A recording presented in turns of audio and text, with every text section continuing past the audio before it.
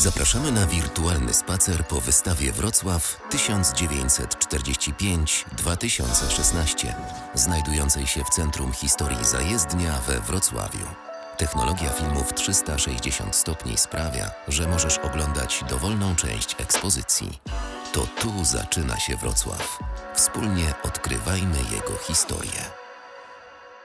Ostatni rok PRL był też zmierzchem komunizmu w Europie Środkowo-Wschodniej.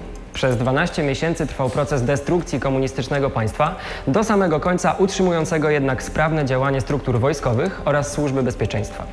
Pomiędzy 6 lutego a 5 kwietnia trwały obrady Okrągłego Stołu, w wyniku których ustalono warunki częściowo wolnych wyborów do Sejmu oraz nowo powstałego Senatu, a także m.in. ponownie zalegalizowano Solidarność.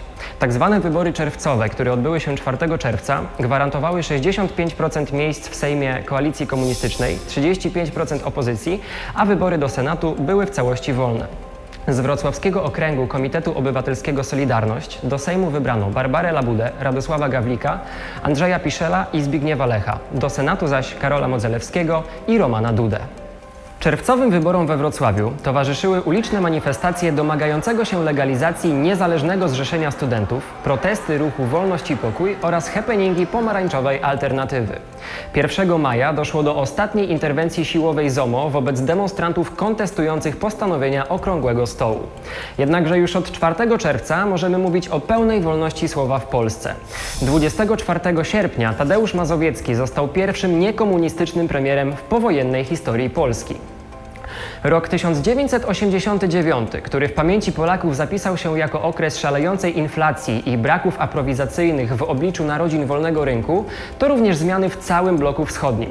Wrocławskim akcentem korespondującym z tymi zmianami był listopadowy Festiwal Niezależnej Kultury Czeskosłowackiej, który Václav Havel określił mianem uwertury do aksamitnej rewolucji.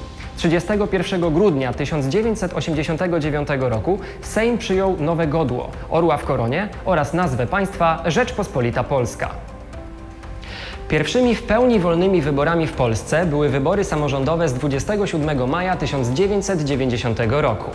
We Wrocławiu wybierano 70 radnych do Rady Miejskiej w 10 okręgach wyborczych. Największym komitetem wyborczym był Wrocławski Komitet Obywatelski Solidarność, w skrócie WKO. W jego skład wchodzili m.in. wrocławscy posłowie i senatorowie wybrani do parlamentu w czerwcu 1989 roku. Przewodniczącym WKO Solidarność był Rafał Dudkiewicz, sekretarzem zaś Bogdan Zdrojewski, późniejsi wieloletni prezydenci Wrocławia. Kampania wyborcza skupiała się na kwestiach samorządowych, nie zabrakło jednak aspektów ogólnopaństwowych. Prezydium WKO Solidarność poparło zjednoczenie Niemiec, wskazując na szczególną rolę, jaką w budowaniu relacji polsko-niemieckich powinien odgrywać Wrocław. WKO Solidarność odniosło przygniatające zwycięstwo, wprowadzając do Rady Miejskiej 67 swoich kandydatów. Radnymi zostali też pojedynczy kandydaci Konfederacji Polski Niepodległej, Solidarności Walczącej oraz Krzyckiego Ruchu Mieszkańców. Wydarzeniem z najnowszej historii Wrocławia, które miało ogromny wpływ na budowanie poczucia wspólnoty jego mieszkańców, była powódź tysiąclecia z lipca 1997 roku, zwana tak ze względu na jej rozmiar, przebieg i skutki. Wrocław nawiedziły dwie fale kulminacyjne. Pierwsza o wysokości ponad 7 metrów, która dotarła do stolicy Dolnego Śląska 12 lipca, sprawiła, że pod wodą znalazło się ponad 30% miasta zamieszkałe przez 200 000 ludzi. Druga, wysoka na ponad 5 metrów, dotarła do Wrocławia niespełna 2 tygodnie później. Wrocław został pozbawiony prądu, łączności i wody pitnej.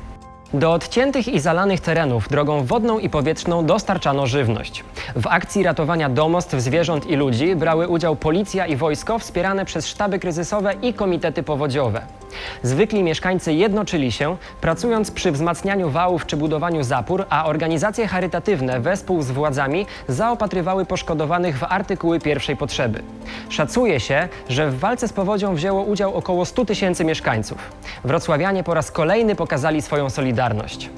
Wrocław w XXI wieku kontynuuje literackie tradycje. Marek Krajewski napisał kultową sagę kryminalną o Eberhardzie Moku. Tutaj tworzy też noblistka Olga Tokarczuk.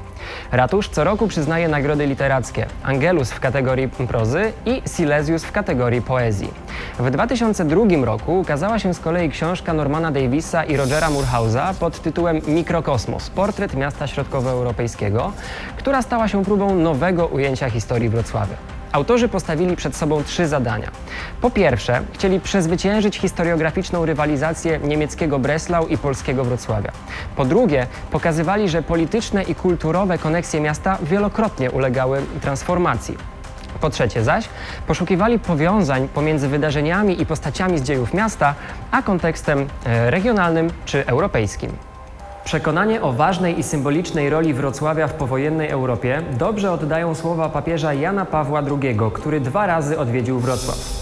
Pierwszy raz w czerwcu 1983 roku jego obecność zgromadziła na Partynicach ponad 1 000 000 ludzi.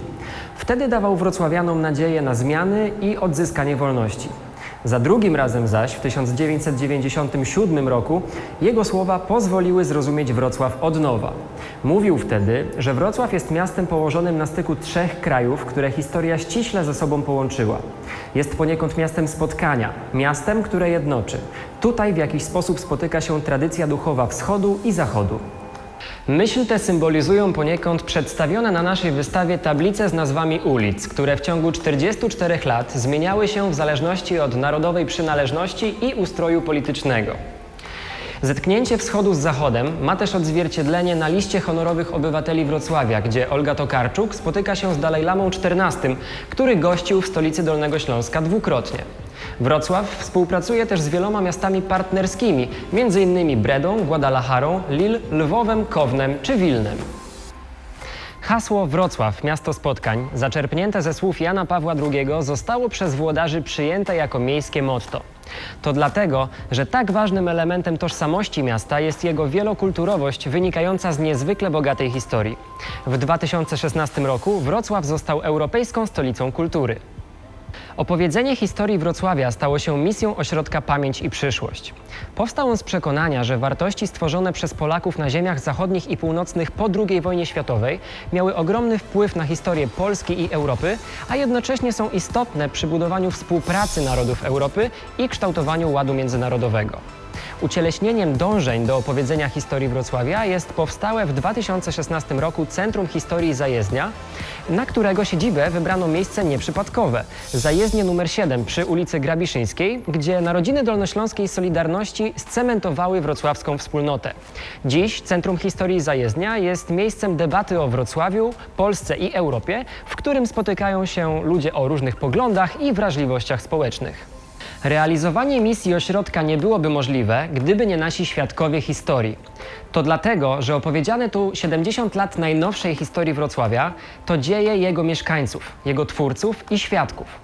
To historia tych, którzy przyjechali tu z Kresów, Wielkopolski czy Warszawy jeszcze wtedy, kiedy płonęły gruzy Festung Breslau i własnymi rękami podnosili miasto ze zniszczeń. Tych, którzy się tu urodzili, którzy przyjechali tu do pracy bądź na studia i dla których Wrocław stał się domem.